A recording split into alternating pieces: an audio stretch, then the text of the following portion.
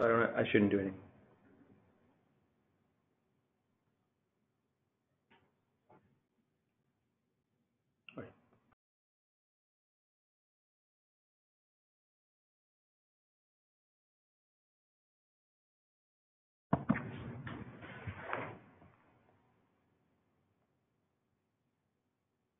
Welcome to today's webinar where we're discussing business process improvement with Evans Incorporated. My name is Greg Shermanek. I'm a manager at Evans Incorporated, leading the firm's marketing department. A little history of Evans Incorporated, so you know who we are. Evans Incorporated is a award-winning leader of human-centered consulting. Our human-centered approach is something that sets us apart from other companies, which we'll explain throughout today's presentation. Some of the awards we've received over the past 2 years are the 2017 Consulting Magazine 7 Small Jewels Award, the 2017 Inc. 5000 list of fastest growing companies, the 2017 NBCC Outstanding Corporate Citizen Awardee, and 2016 Washington Business Journal Best Places to Work honoree, among several others. We've been around for 24 years and are focused on delivering results that provide ROI, real operational impact. I'd like to ask our clients, what would you do if you could not fail? Our website is listed here, evansincorporated.com, if you want to find out more. We're in the midst of a plan to present concepts related to 5 of our capability areas over the summer. Over the course of these 5 months, we'll release content such as blogs, white papers, articles, and in some cases, video. This content will address each capability area, discussing industry news, our methodology, and our people. In May, we covered strategic planning. In June, we're covering business process improvement. In July, we will address change management and communications. In August, we'll talk about program management optimization. Finally, in September, we'll go through our high-performing team capability area. We hope to culminate with an open house at the Evans Incorporated headquarters in October, inviting people to talk with our experts. Please join our mailing list to receive notifications as we release content over the summer at full events. In case you missed the content we've released so far, this month we cover business process improvement. Throughout the month, we release some blogs and white papers. We have the AI Disruptor, the Human Constant, the Power of BPR, which is a blog and white paper, and another blog on the Army Loves Business Process Reengineering. In the previous month, we also released content for strategic planning. We released a blog titled The Gap in Strategic Planning, the Strategic Planning Marketplace and How to Fill It. Another blog on future-proofing the face of change. And then a blog and a white paper providing an overview of the Evans Human-Centered Strategic Planning methodology. We also have a blog on 7 reasons why strategic success depends on leadership growth. And another blog on culture, the foundation of successful strategy.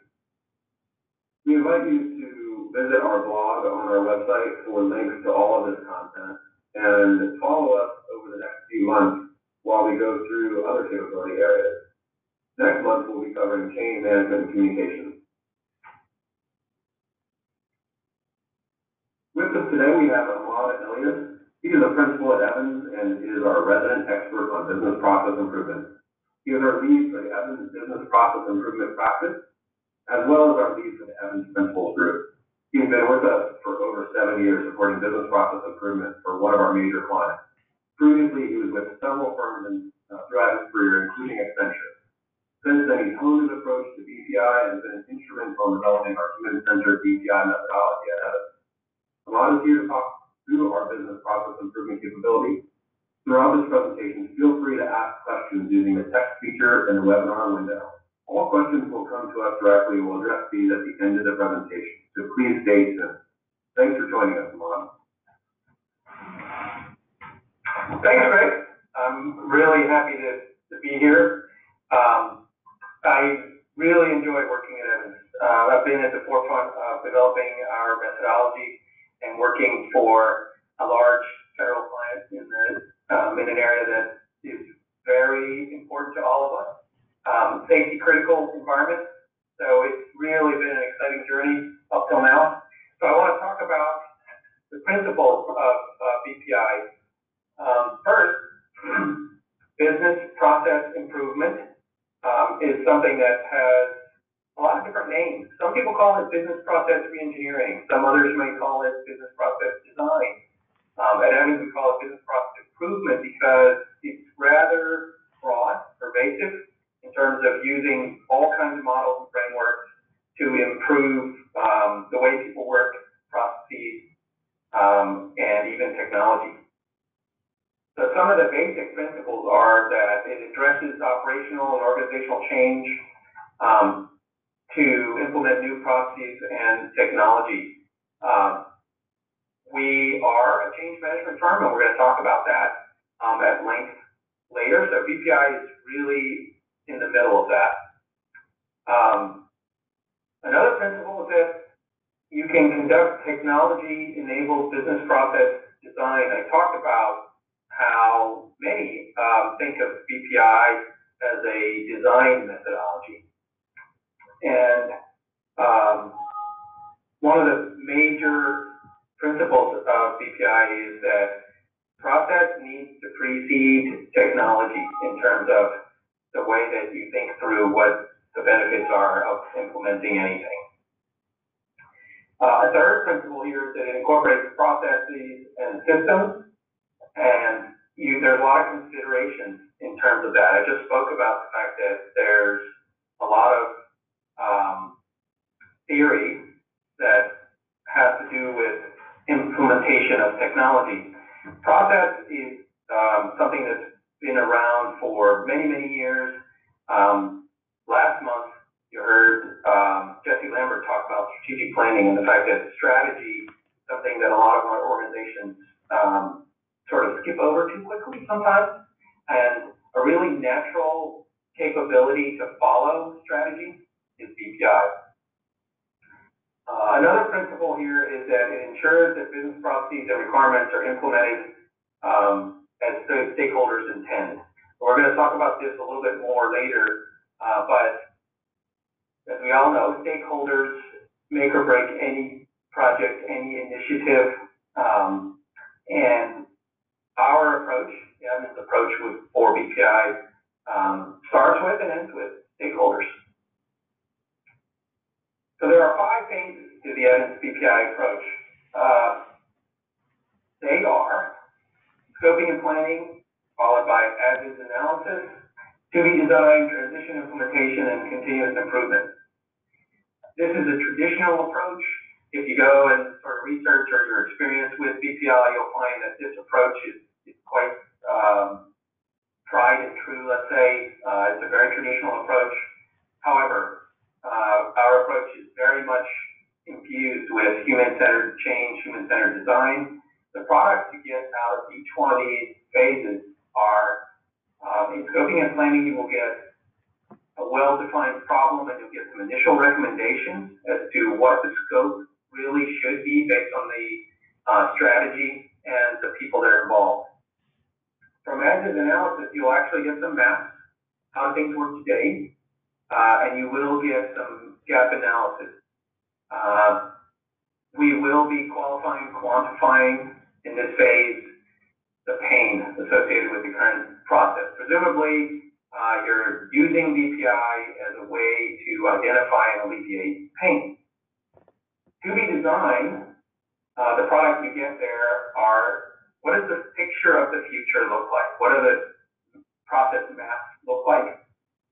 And by role, and you'll get some kind of concept of operations or a picture of kind of how the future will look, taking into consideration the environment, the people, the technology, etc.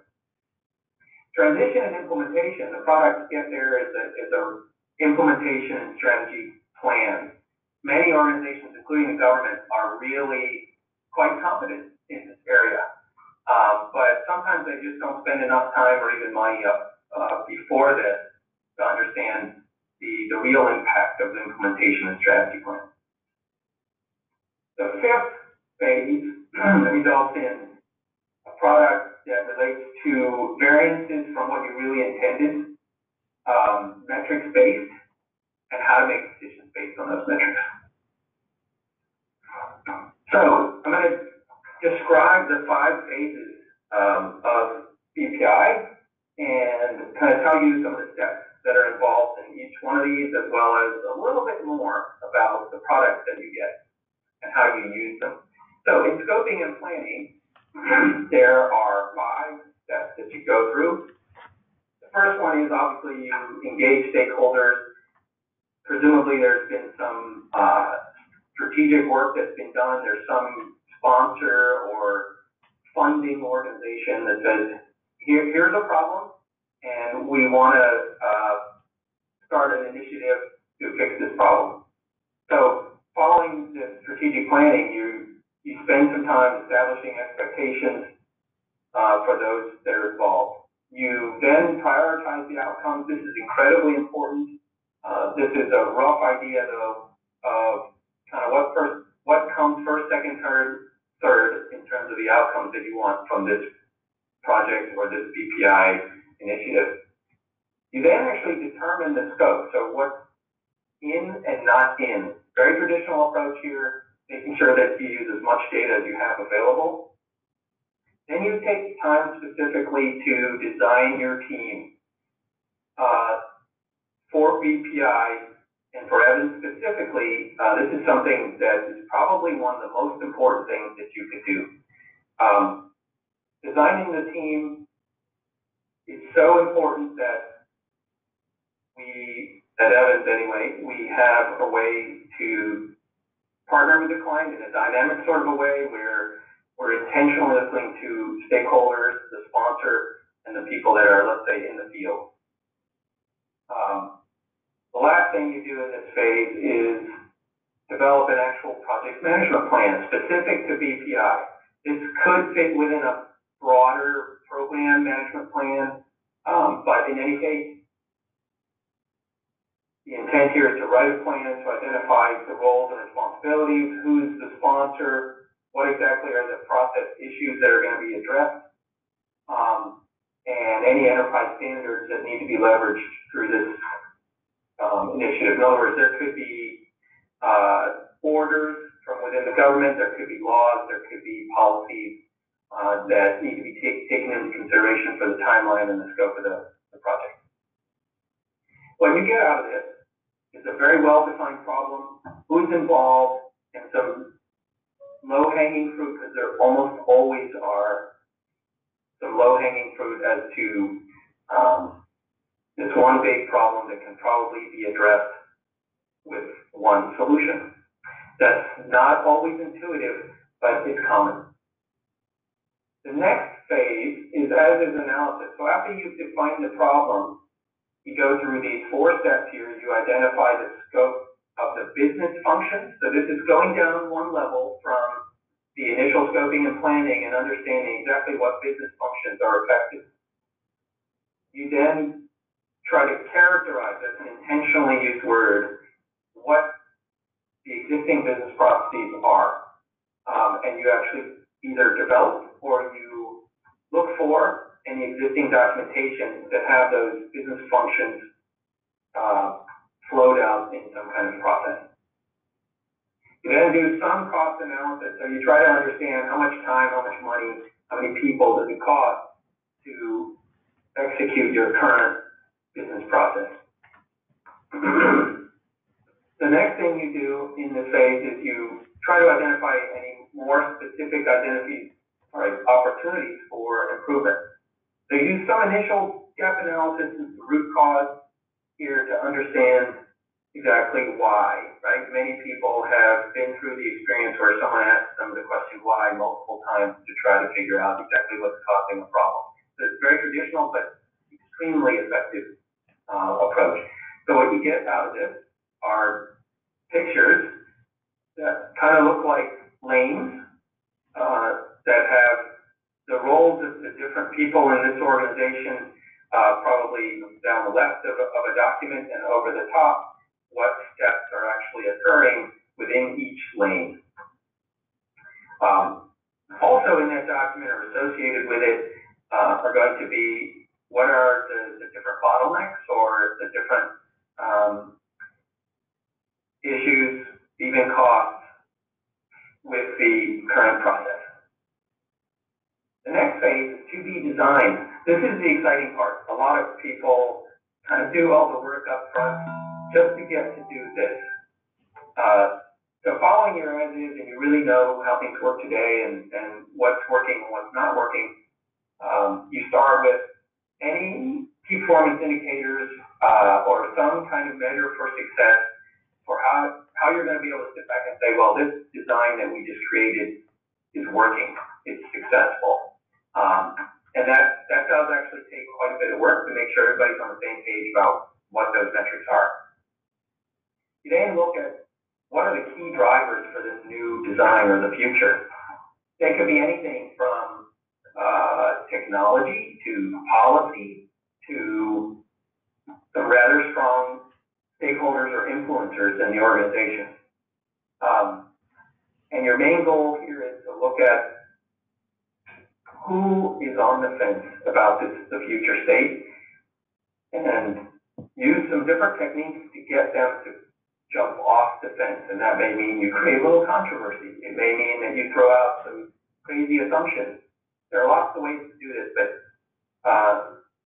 the Evans approach really relies on being really attentive to commitment, making sure that there are people who say what they really think, because people drive success, not just processes and not just technology. The next thing you do is actually model the process. So you actually draw it out in a similar way to the way that you drew the as-is analysis.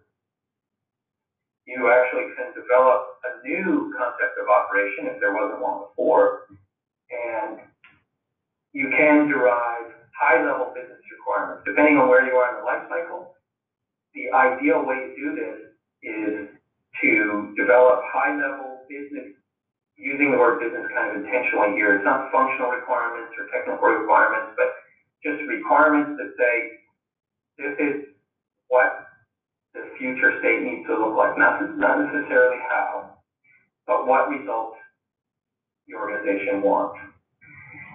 The next and last thing you do in this phase is to develop a couple of alternatives or feasible solutions that allow the future state to actually come to reality. So this could be different ways that the flow would take place, different roles. This could be the use of a new type of technology that helps to enable a business process. Ideally, these alternatives would have associated costs, benefits, and even risks. What you get out of this phase are new process maps that directly address the pain or issues, bottlenecks that were addressed in that bid. You get a new concept of operations and high-level requirements. The next phase of BPI is transition and implementation. This is an important phase that some organizations sort of go too quickly with or jump to too quickly. So the first thing you do in this phase is develop an implementation strategy and plan, and maybe even a business case if that's what's required in your organization. So this involves developing a clear acquisition plan. How are you going to actually acquire the necessary people and technology to enable the 2B process design that you just created? And making sure that in this phase, you're really clear about the feasibility of being able to use those key performance indicators that you identified in the last phase. Here, the process group, process engineers, or process architects that you have involved are going to lead the components of the solution implementation as it relates to the processes that need to be enabled. So this involves potentially redesigning the organization, maybe not broadly, but maybe quite broadly. Maybe there's a transformation that's going to take place not only within the organization, but across the suppliers of your organization. The last thing you do here is make sure that there's tremendous support for all the different groups, policy groups, technology groups, HR groups, that need to be extremely clear about the intent of the process process design and making sure that any gaps in the documentation are filled way before any technology implementation starts to take place. So what you get from this, it sounds simple, but it isn't, is an implementation and strategy plan that really addresses the intent of the to-be design, but also a notional timeline and even costs. The next phase and last one is continuous improvement.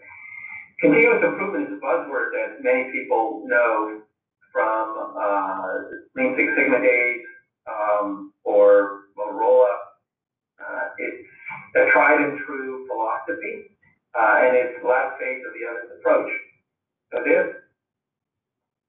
the intent of this phase is to track any variances from the KPIs that you identified. As you're seeing now, metrics and key performance indicators are extremely important in CPI approach. And so the first step here in continuous improvement ensures that you have a way to measure performance against the plan. The second step here is to identify any problems occurring. Maybe the to-be design has now been in place for 5 years, 7 years. The continuous improvement phase here allows you to make sure that it's still working as you intended and making sure that you're using some method to see if performance is within a range that you expect, and what to do if the performance of the process is outside the range. If it is, the next step here is to make sure that you plug into the organization's method for requesting funding, if in fact you think that's what's needed to fix the problems with the process that was developed, 5 or 7 years ago. So what you get out of this is data that tracks variances from the plan and allows you to make decisions based on that data, as well as, of course, stakeholder input. The common thread here with all of Evans' service offerings actually is strategic stakeholder management. As I mentioned earlier, Evans is a change management firm. Human-centered design is a primary and unique method that we use. And so ensuring broad-scale success by involving critical stakeholders throughout planning and execution is something that's easy to say, difficult to do.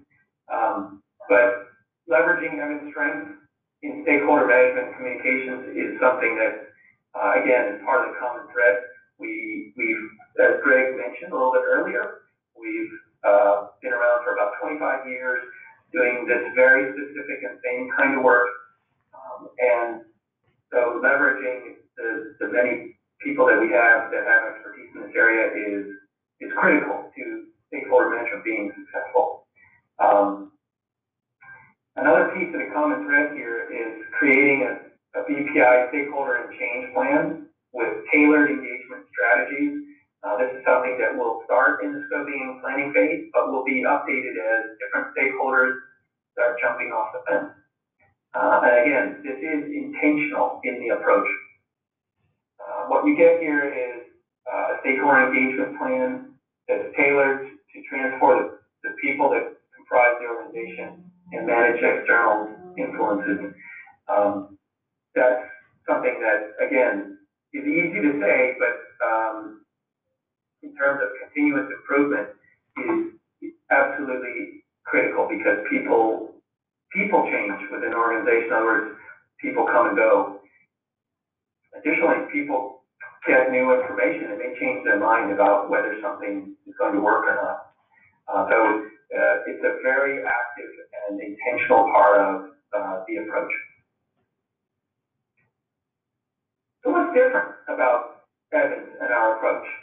The answer really has to do with the way that we have multiple service offerings.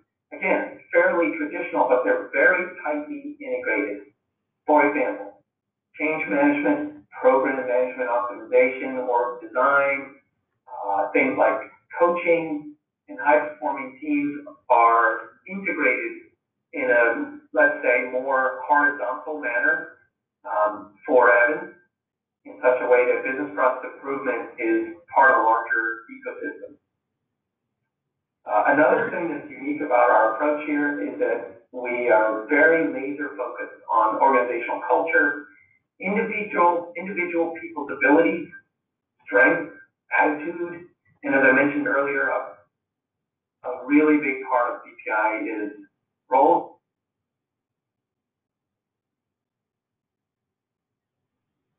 Not necessarily technology. And obviously, as I mentioned a little bit earlier, what's unique is that all of what we do has to result in measurable outcomes that people can relate to. So I think it is unique for Evans to be able to connect people to process to measurable outcomes that allow people to articulate whether something is going well or doing well or not.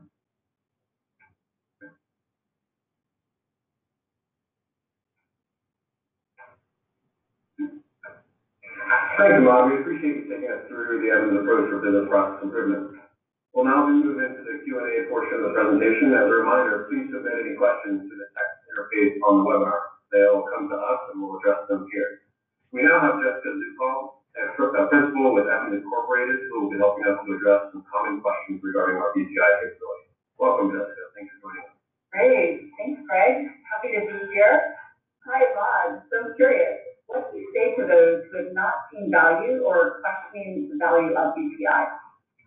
Great question. At Evans, a lot of what we hear is that customers say that we take something that's complex and we make it simple and solvable. And that's through a synthesis of different data gathering techniques to design the solution. The feedback we get for about 25 years mostly revolves around our ability to see the big picture and connect a mission and operations of an organization to the people. After all, what we talked about for several minutes is that a big factor in making sure that people's expectations are met is that stakeholder management and change management are forefront in the method. So connecting a mission and people often gets lost in the details of the vastness of an organization and maybe even inside of some sort of technology dream on the part of an executive. Yeah, thanks. So I've heard that the Evans BPI approach reduces risk, cost, it increases value and saves time. Can you tell me a little bit about how that's done? Sure. Consultants at Evans are very well trained and really do believe in the value of intentionally putting ourselves in the customer's shoes and taking plenty of time to understand the problem and its impact on all stakeholders. There is a uniqueness here. We're committed to a very true and dynamic partnership with our clients. That's not just sort of marketing language. That's something you can really see and feel when you experience this cultural attribute at Evans, dedication to problem solving and tailoring even for a client's specific situation and culture, usually does result in time and money savings as well as reduction in risk, which is, of course, one of the most important and worrisome objectives that many executives have. Thank you. So shifting gears a little bit, what's the relationship between change management and BPI? I guess is change management more of an umbrella for your offering or more of a thread? Rhonda, wonderful question. Thanks for asking that. I'm very passionate about how our service offering is unique. And the approach that we have is really quite different, I think, from large firms. And it is because we tightly integrate change management and even program management with BPI, which of course follows strategy and strategic planning. In the methodology that we talked about just a few minutes ago, you saw that, stakeholder management and engagement is integral to the success of any endeavor, really, but it's infused within each one of our service offerings, and you'll see it as a common thread. Awesome. I've heard that BPI can be frustrating because of the rigor that's needed, but I've also heard that customers have a different experience with Evans. Can you tell me a little bit about that? Sure. This is something we're very proud of. I mentioned a little bit earlier that an important part of the approach is partnering with our clients in a really meaningful way. So we leverage concepts like design thinking, which is a tried and true method that's kind of been refreshed lately, as well as weighting or anchoring each unique solution that we have with organizational design principles and philosophy. So this seems to result, according to our customers' feedback, in a mapping of strategy to business requirements, and it reduces risk of resistance to the to-be designs and solutions. Awesome, thanks. All right, so last question from me. How do you ensure that the Evans BPI approach is effective and sustainable? So the way we do this is that we combine our service offerings. So embedded within the Evans BPI methodology are strategic planning and change management, but because Evans values people above process and technology, Evans people and our method are laser focused on roles, responsibilities, performance metrics, and organizational culture. Hey, thanks, Todd. Thank you. Thank you, Jessica, for going through those questions with us today. As a reminder, if you have any questions, please post them in the text module of the webinar and we'll address them now. We'll give it a minute to see if anyone has any more questions. Don't forget to look at for content next month on our change management and communications capability, and follow us over the next few months as we cover program management optimization and then high-performing teams capabilities as well. Anyone on the webinar today will receive a follow-up email with a link to join our mailing list. For those listening to the recording, you can also go to the evansincorporated.com website to join us there as well. We'll send out links to the content as we release it on our website, so please monitor your email or our blog and social media outlets for links to the content as we release it. Okay, so if there are no more questions, we'll go ahead and close out the webinar. Thank you very much for joining us today. And with that, we'll end the call. Thanks again, and have a nice day.